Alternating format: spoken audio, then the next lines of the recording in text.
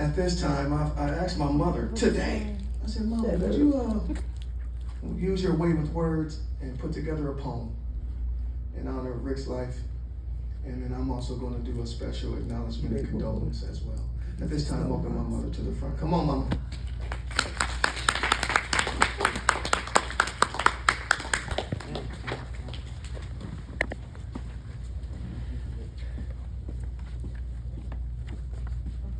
Hello, everyone.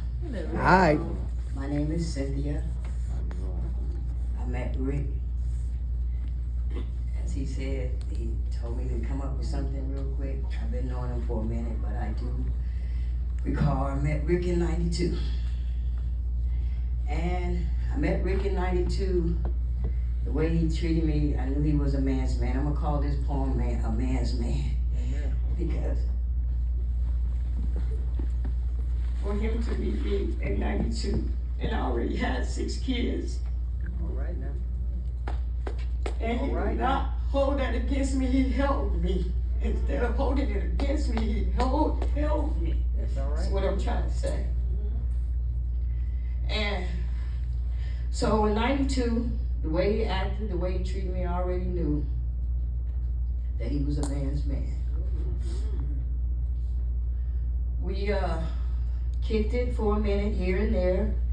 Didn't really last very long, but about 95 is when we both took our different strides. But he always stayed in touch, no matter what. When he went to Vegas, we was in touch. When he went to South Dakota, he finally got back in touch with me. Hey, you want to come to South Dakota? I'm like, ain't that where they got coyotes?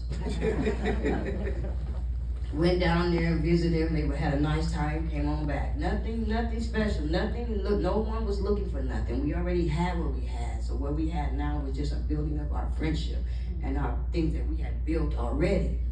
So I said again, I went down there and visited. This is what, 95 now, 96. My son, who's speaking for him right now, probably was 13 at the time, not even knowing what the future was going to bring and how Rick was going to come back into our lives. We never really left.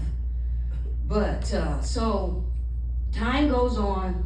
My son ended up going to high school, graduating, going off to college. First of my family to go to college. Very proud. All right.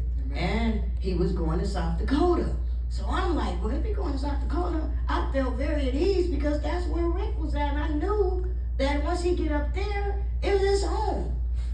My son went to college, ran track, did everything. Now Rick is up there with his own another, situation. And that's okay, because it was nothing. I said, Rick, my son is about to be at the track meet. We on our way up there. We don't got nowhere to play. We don't got nowhere to be. He said, come on into my house with him and his new girlfriend. All right. We had I want to say 13 kids. And me. We knocked on the door, we sleeping on the couch and on the floor. We didn't care. We didn't care. See how she run?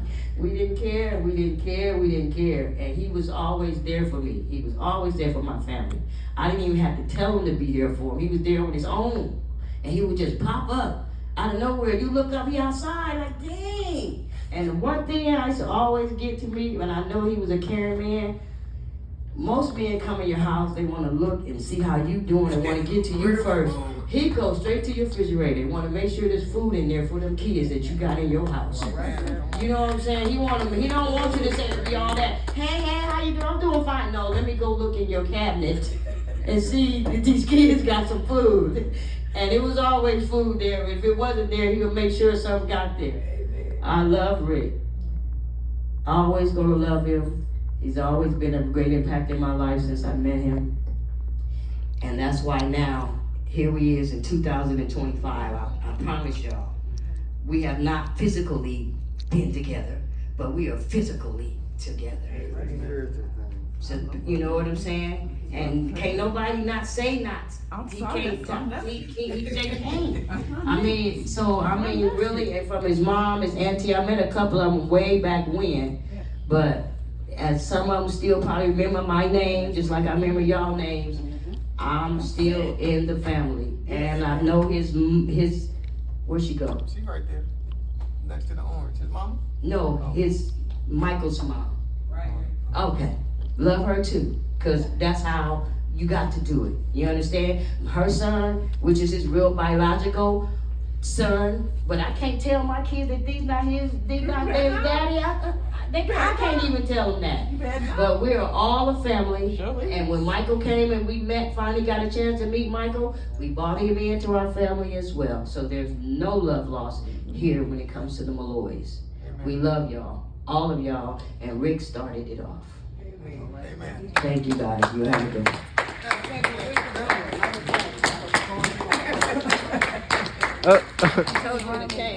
We're gonna put a lot of grace over our family, and because that's how we need to have grace.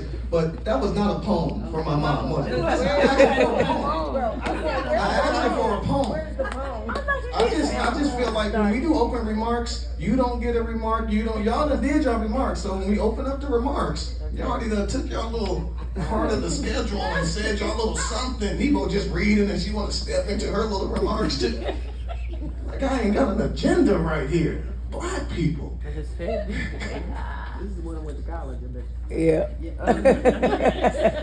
And I forgot to say your name in the obituary. I'm sorry. Terry. Praise the Lord. Okay, praise the Lord. Praise the Lord. And thank y'all for receiving us as well. As family. I don't know how many times somebody looked at me and I said, I didn't know he had kids. I mean, yeah, he do. Looking right back at you.